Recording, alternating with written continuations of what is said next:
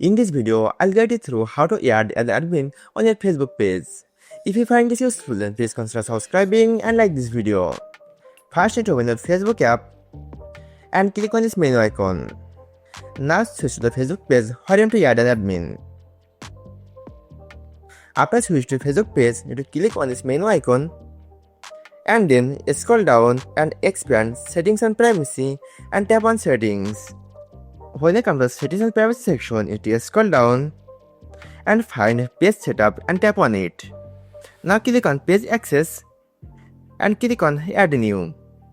Then click on Next and type your admin name or username. Once you find the admin which you want to add on your Facebook page, then tap on it. And if you want to give the admin full control of your page, then you need to enable this. Or if, keep it as it is. Lastly, click on Give Access. Now type your Facebook proof and password and click on Confirm.